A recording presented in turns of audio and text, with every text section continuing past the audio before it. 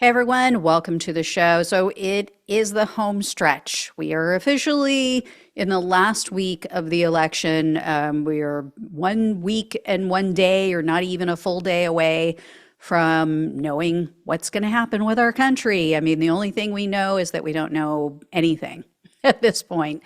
But as of last night, more than 43 million Americans had cast their ballots.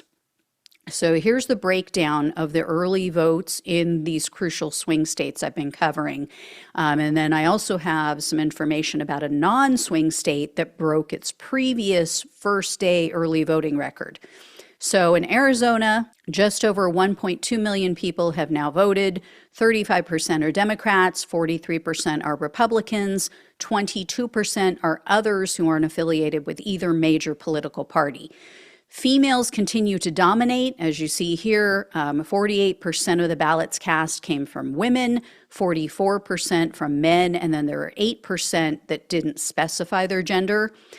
Down in Georgia, more than 2.8 million people have now voted. 45% are Democrats, 49% are Republicans, 6% are others. And as with Arizona, women are in the lead. So 56% of the votes have come from women, 44% from men. And according to the Atlanta Journal-Constitution, Republicans are looking at this and they're going, oh, see, we're doing better than Democrats. We've got all these people coming in to vote, people in the Trump strongholds that heavily went for Donald Trump in 2020. They have been voting in high numbers in the early voting. But the Harris campaign sees it a little different because they're looking at the breakdown of who's voted in these areas. And they're saying, well, these are all the same people who voted for Trump in 2020. So it's not like these numbers are showing new voters, right? It's not like, these are brand new people that he's brought into his coalition.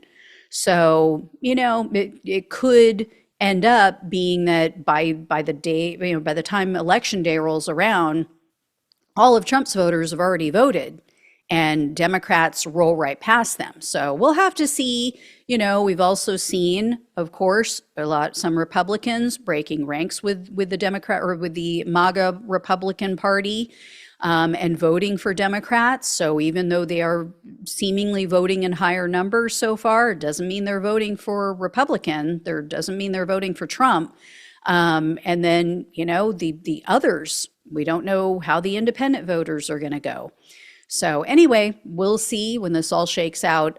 Michigan, their early voting officially started this past Saturday. More than 145,000 people came out and cast their ballots that day in person. And this is one of the states that doesn't ask voters to register by party. But here's the breakdown. This is, again, according to NBC News. These are not numbers I'm just pulling out of thin air.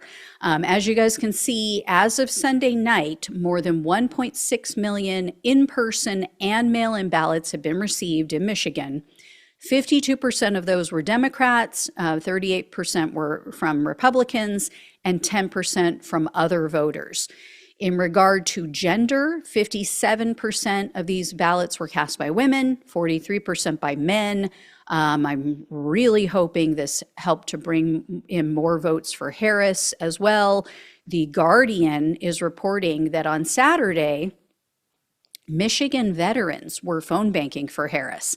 And they had some choice words for Trump when they got together at an event.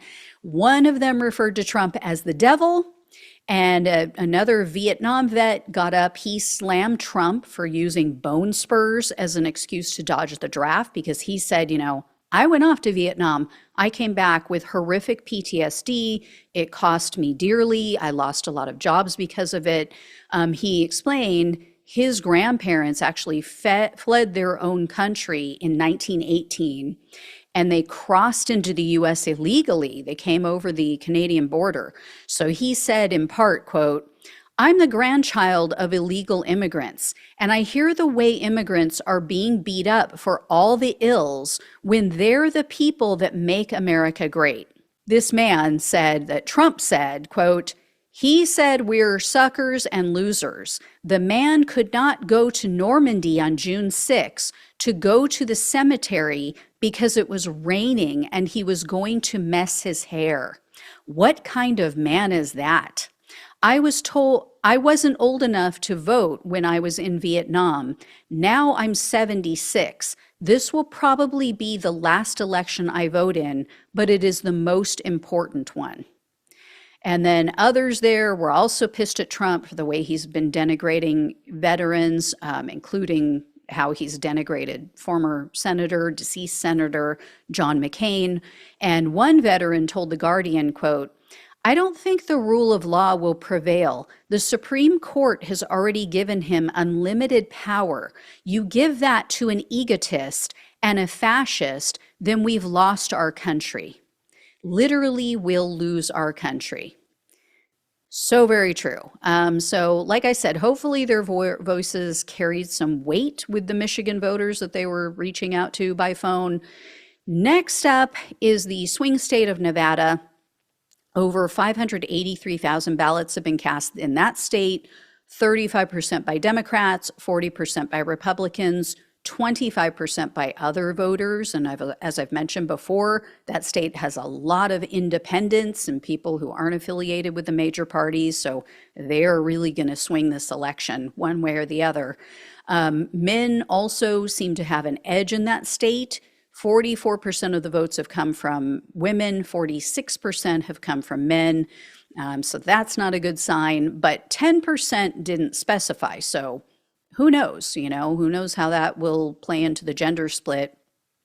Over in North Carolina, more than 2.7 million ballots have been received, 33% from Democrats, 35% from Republicans, and 32% from others, so very evenly split. What gives me hope here is the large gender gap. So of the 2.7 million plus ballots, 55% have come from women, 44% are from men. And again, Kamala Harris has a huge advantage with female voters. Pennsylvania also continues to look promising. So nearly 1,285,000 ballots were cast as of last night, almost 1.3 million in Pennsylvania. 60% from Democrats, 30% from Republicans, and 10% from other voters. Now, again, we can't read too much into the party preference since Republicans tend to wait and vote on election day. I mean, we're seeing a different set of circumstances in Georgia, but that doesn't mean it's going to happen across the board and in every state. So it's very possible come election day, Republicans wipe out the Democratic advantage. And as usual, with the high number of Democratic ballots that have been returned, I wasn't surprised to see that there were more females that have voted than men. 56% of the ballots have come from women, 43% have come from men. Last but not least, Wisconsin. Again, this state allows early voting, but only by absentee ballot. So it can be turned in person, but voters aren't going into a polling location and casting their ballot or casting their votes on a machine. So as of last night, just over 850,000 ballots have been returned. This is either by mail or, mail-in ballots that were returned in person.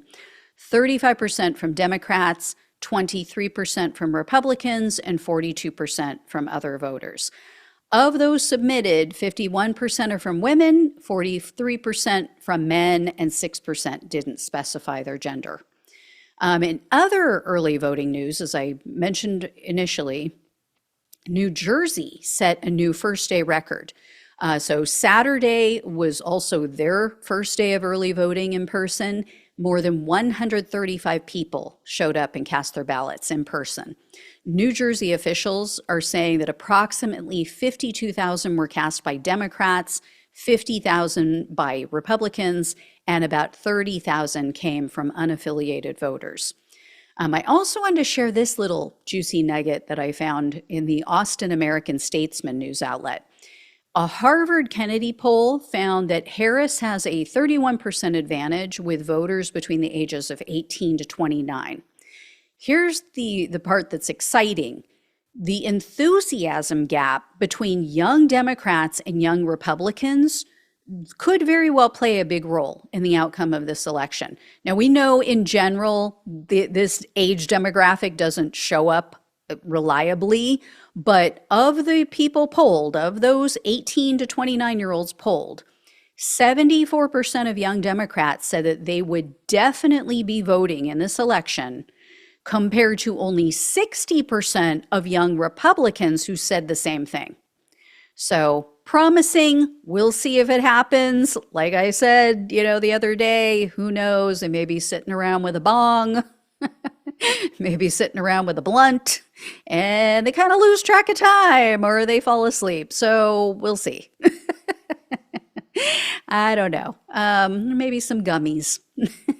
All right. Love me some gummies to help me sleep. But anyway, all right. Thank you all so much for watching and listening. Please like, please share, and subscribe. Please donate if you possibly can. Love you all. Take care. Talk with you soon.